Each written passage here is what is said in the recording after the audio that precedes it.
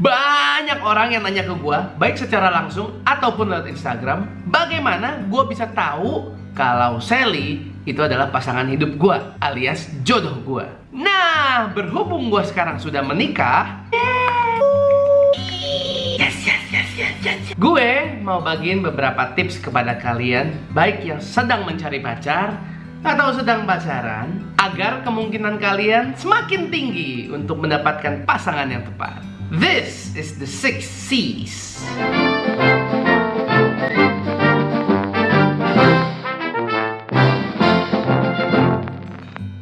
Bagaimana kita bisa tahu yang cocok untuk jadi pasangan kita? Nah, kita harus membuat yang namanya list of criteria. Kalian tulis apa saja kriteria yang kalian mau di dalam pasangan kalian. Lalu kalian cek apakah orang tersebut memiliki kriteria yang kalian inginkan. Contoh kriteria yang dulu gue tulis. 1. Bisa lebih dari satu bahasa. Kedua, dia harus gemar membaca. Ketiga, dia harus orang yang great with people, very good in networking, disayangi banyak orang dan menyayangi banyak orang. Nah, kriteria seperti apa sih sebenarnya yang harus masuk di list kita itu? Banyak orang yang bilang jangan taruh yang klise-klise seperti jujur, rajin, baik, beriman. Tapi menurut gue, banyak dari kita yang harus tetap mencantumkan semua itu ke dalam list of criteria. Karena banyak dari kita yang kalau jatuh cinta, akal sehat kita sudah tidak bekerja. Jadi list of criteria ini yang akan menyelamatkan kita dan tetap membantu kita agar kita mendapatkan pasangan yang terbaik. Nah, dalam menuliskan kriteria ini, jangan sampai yang nggak penting dan yang nggak perlu dimasukin. Alfi Raja Guguk bilang kalau kriteria itu ada dua macam. Yang pertama adalah must have, yaitu yang harus ada, tidak bisa dikompromikan, tidak bisa didiskon. Yang kedua adalah nice to have. Kalau sampai ada, syukur, bagus. Tetapi kalau sampai tidak ada, ya it's okay, we can still survive. Gue suggest yang nice to have. Misalnya, kalau lu suka cewek yang rambutnya panjang, atau lu suka cowok yang berotot, atau lu suka cewek yang pinter makeup, atau suka pria yang fashionable, semua itu bisa diajarin nanti. Ingat, tidak ada orang yang sempurna. Semua harus melewati yang namanya proses. Lagi pula, bayangkan kalau kriteria kita tulis dan masukin semua, dan semuanya ada 100. Gua rasa sampai akhir zaman pun kita nggak akan ketemu pasangan kita. Kriteria-kriteria ini boleh berubah kok. Karena berjalannya waktu, kita semakin tahu pasangan seperti apa yang kita perlukan, dan kita semakin tahu kriteria seperti apa yang nggak seberapa penting yang bisa dieliminasi. Tetapi pastinya, sewaktu kalian membuat list of kriteria ini, pastikan kalian tidak sedang jatuh cinta. Agar semua kriteria yang kalian tulis objektif. Bayangkan kalau kalian sedang jatuh cinta dan kalian buat list of kriteria ini. Pastinya semua isinya tentang si doi. Jadi, gue percaya kriteria-kriteria yang kalian tuliskan akan membantu kalian untuk minimal mengeliminasi siapa-siapa saja yang tidak mungkin menjadi pasangan kalian. Dan kalian bisa tahu siapa-siapa saja yang mungkin jadi jodoh kalian. Setelah kita sudah tahu pasangan seperti apa yang kita mau, kita pun harus melihat dan menilai apakah orang ini serius mau pacaran sama kita. Jangan sampai kita sudah mendapatkan pasangan yang ideal, yang seperti yang kita impikan, tapi dia cuma mau main-main saja, nggak serius, dan akhirnya melukai perasaan kita. Carilah orang yang memiliki komitmen. Di awal sebuah hubungan, falling in love is easy. Jatuh cinta itu gampang banget. Tetapi ada satu hal yang sulit tapi penting sekali, lebih penting dari sekedar falling in love, yaitu staying in love. Tetap jatuh cinta. Nah, untuk seseorang bisa tetap jatuh cinta memerlukan komitmen, dan komitmen adalah keputusan. Keputusan untuk bisa menerima ketidaksempurnaan. Karena seperti kita tahu, di awal hubungan selalu semuanya indah, dan dengan berjalannya waktu segala sesuatu kan semakin jelas. Jadi jangan sampai kalian sudah menemukan orang-orang yang sesuai kriteria kalian tetapi tidak memiliki komitmen dan akhirnya kita di PHP dan membuang waktu kita. You know what? Mendingan kita jomblo tapi happy daripada punya pacar tapi menderita. So, commitment is important. Sekarang teman-teman bayangkan semua tanggung jawab yang kalian miliki, baik kalian yang masih single ataupun yang sedang pacaran. Nah, semua itu dikali 2, bahkan bisa dikali 2 lebih. Itulah tanggung jawab yang harus kita emban sewaktu kita masuk ke dalam musim pernikahan. Karena yang tadinya kamu hidup sendiri, sekarang kalian harus hidup bersama dengan suami atau istri. Bahkan nantinya akan ada anak-anak. Di dalam pernikahan ada banyak sekali hal yang harus dihadapi dan yang harus dibereskan. Dimulai dari persiapan pernikahan.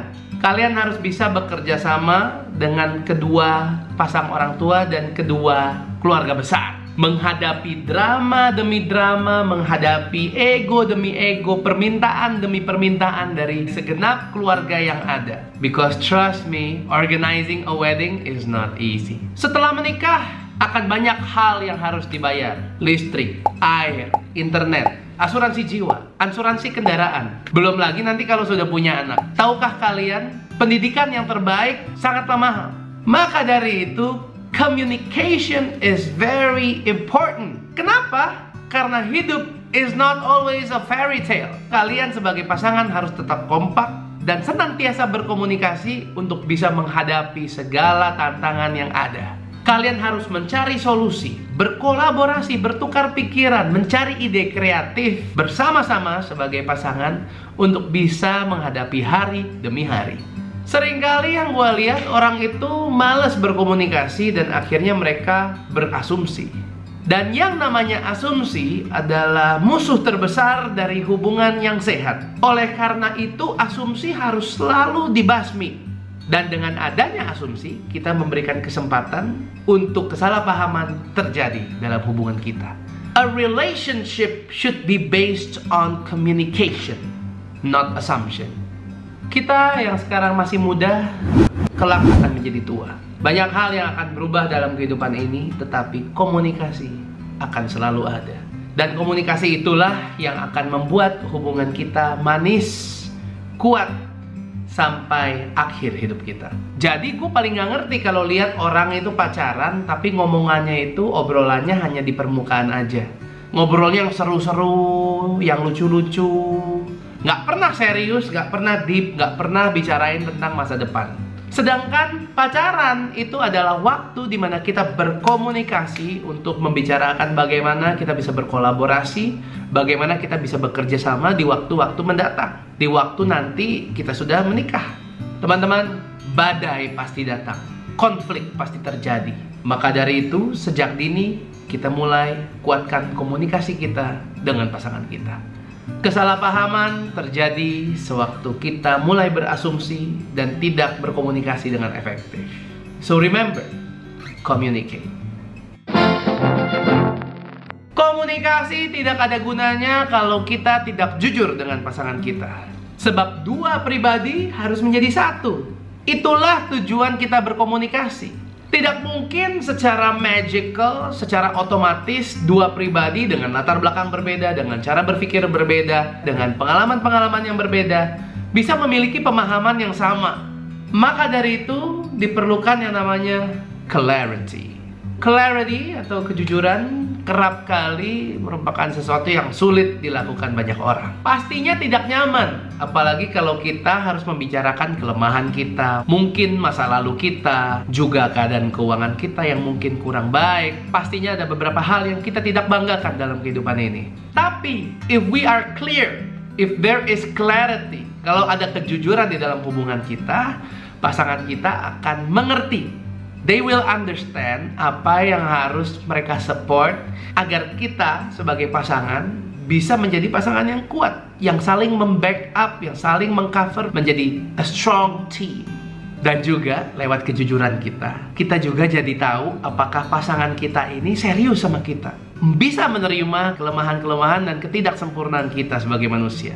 You know what? Honesty saves time. Kejujuran akan menghemat waktu kita. Jadi kita bisa tahu kalau memang pasangan kita ini buat kita atau bukan. Kalau bukan, ya sudah, akhiri hubungannya sebagai pacar, bukan sebagai teman. Jadilah orang-orang yang paling bebas, yang paling merdeka, oleh karena kita tidak memiliki apa-apa yang harus ditutupi. Terutama terhadap pasangan kita yang akan bersama kita sampai akhir kehidupan kita. Bayangkan betapa indahnya sebuah hubungan di mana kita nggak perlu kucing-kucingan dan menyimpan rahasia-rahasia apapun dari pasangan kita. Jangan sampai pasangan kita menemukan rahasia kita dari orang lain. Jadi jujurlah, be clear and have clarity. Buat saya, satu kualitas yang terpenting yang harus dimiliki pasangan saya adalah kemampuan mereka untuk bisa berubah.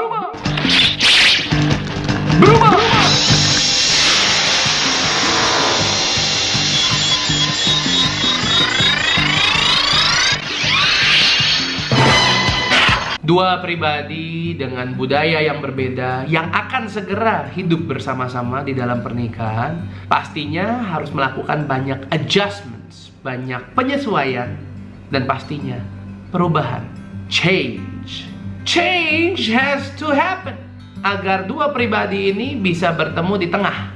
Cara beresin sepatu, cara naro tas, cara naro charger, cara memakai pasta gigi di WC, cara membersihkan WC setelah kita pakai. Banyak sekali hal yang harus kita ubah masuk ke dalam musim pernikahan. Anyway, untuk seseorang bisa menjadi pribadi yang lebih baik, dia harus bisa berubah.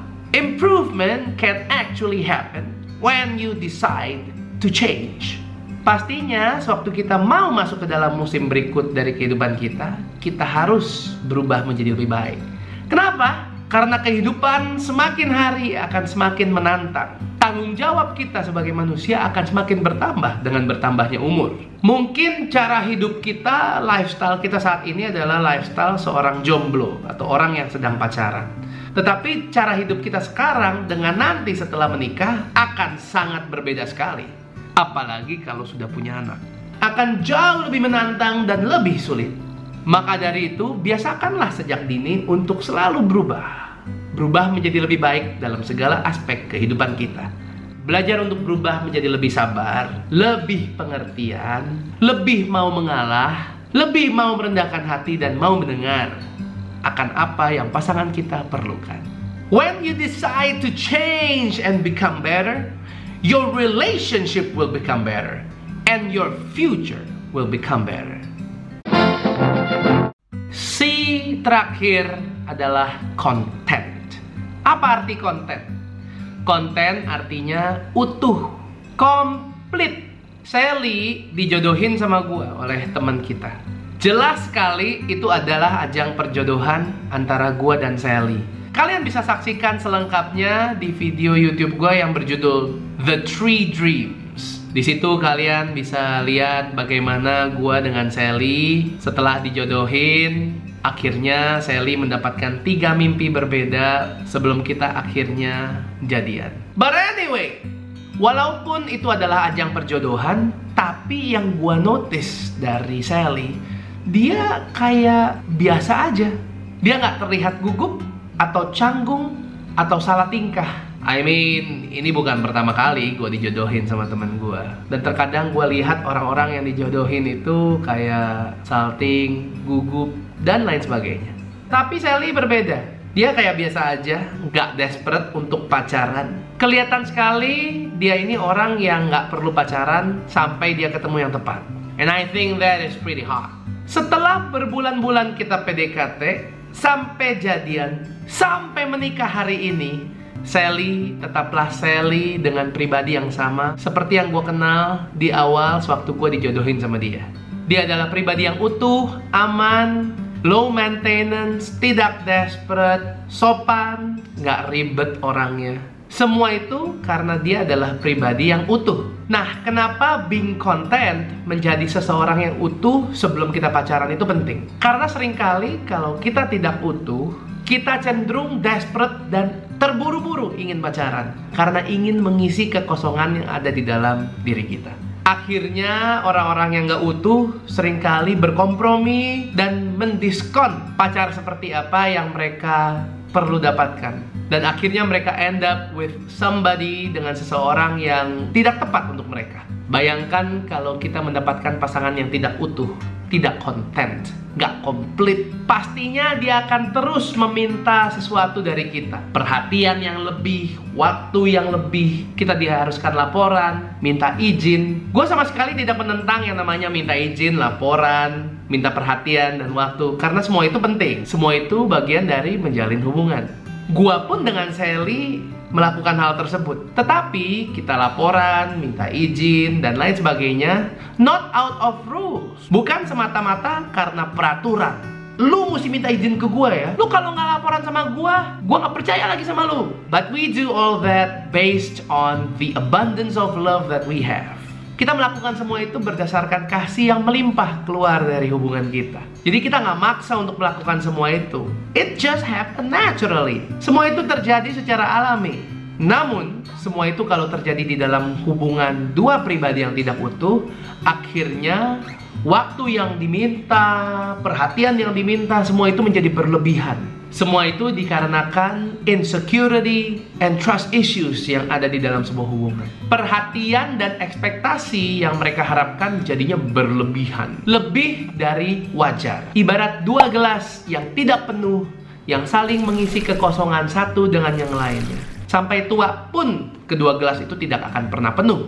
Kalau kita selalu melihat hubungan sebagai transaksi, selalu berhitung apa yang sudah saya lakukan, apa yang harus saya dapatkan, pasti kita akan kecewa. Because relationship is not about give and take, but relationship is about give and give.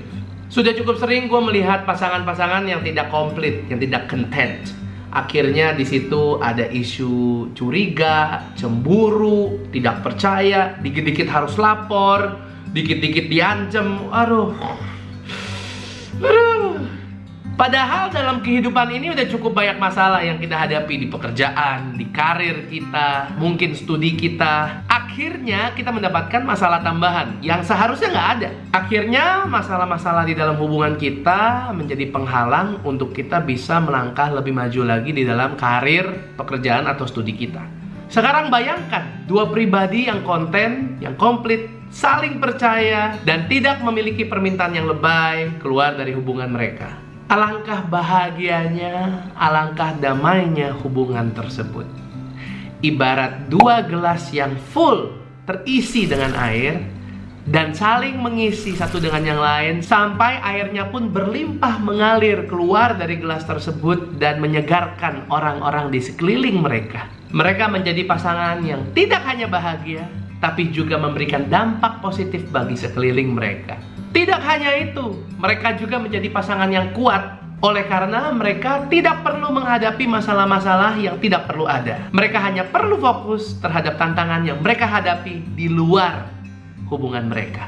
Apa yang terjadi antara Sally dengan gua adalah kita saling support karir kita satu dengan yang lainnya. Gua mulai mempelajari karir dia yang bergerak di dalam bidang fashion, yaitu seniman kain. Bagaimana dia menjalankan produksi, bagaimana dia melakukan marketing, bagaimana dia melakukan desain dari satu model ke model yang lainnya. Dan akhirnya apa yang gua tahu, apa yang gua bisa bantu, gua bantu untuk membawa seniman kain ke tempat yang lebih baik. Hal yang sama Sally juga lakukan kepada gue. Dia belajar mengenai industri musik, bagaimana kita menulis lagu, membuat single, memproduksi, marketing, bagaimana Spotify bekerja, bagaimana sistem royalti, dan lain sebagainya. And life is so much fun kalau kita tidak hanya mikirin diri kita sendiri, tetapi kita juga mikirin bagaimana kita bisa memberi, mensupport satu dengan yang lainnya di dalam hubungan kita. Hubungan yang menyenangkan bukanlah hubungan yang berdasarkan peraturan, tetapi hubungan yang berdasarkan kelimpahan cinta yang kita miliki bersama dengan pasangan kita. So guys, semua keputusan ada di tangan kalian. Hanya kalian yang bisa menentukan apakah kalian akan bisa menikmati hubungan yang akan kalian jalankan bersama dengan pasangan kalian. Semakin mudah atau semakin sulitnya perjalanan cinta kalian ada di tangan kalian sendiri. Kalau kita berhasil menuliskan kriteria-kriteria yang kita inginkan di dalam pasangan kita, pastinya akan semakin mudah untuk kita tahu yang mana yang pastinya nggak cocok jadi pacar kita. Tapi jangan cari yang cocok saja, tetapi juga cari yang berkomitmen, yang mau menerima kita apa adanya dan siap setia dari awal hingga akhir. Carilah pasangan yang siap berkomunikasi di dalam setiap waktu, di dalam setiap babak kehidupan kita. Baik keadaan lagi senang ataupun keadaan lagi susah, harus tetap bisa menjalin komunikasi yang baik agar kalian tetap kompak, tetap bersatu, dan berada di nilai-nilai yang sama. Selalu jujur akan satu dengan yang lain, oleh karena kejujuran akan mempermudah kita menjalin hubungan kita. Menghemat waktu untuk kita menghadapi masalah-masalah yang tidak perlu. Teruslah berubah, teruslah beradaptasi dan menyesuaikan diri agar kita semakin menjadi pasangan yang cocok dan kompak. And lastly, pastinya kita harus menjadi pribadi yang utuh sebelum menjalin hubungan.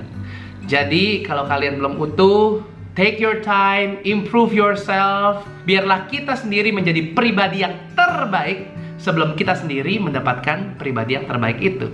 And I hope, gue berharap the 6 C's will help you, akan membantu kalian untuk bisa mendapatkan pasangan yang tepat dan bisa menjalani hubungan berpacaran yang menyenangkan, dan kalian bisa masuk ke dalam musim pernikahan dan hidup bahagia sampai akhir kehidupan kalian. So, semangat, tulislah kriteria-kriteria kalian, terus improve yourself, and don't forget, lakukan apa yang Sally lakukan, yaitu doakan kriteria-kriteria itu setiap malam sampai doa kalian dijawab Tuhan. God bless you, take care, see you next time in my next video.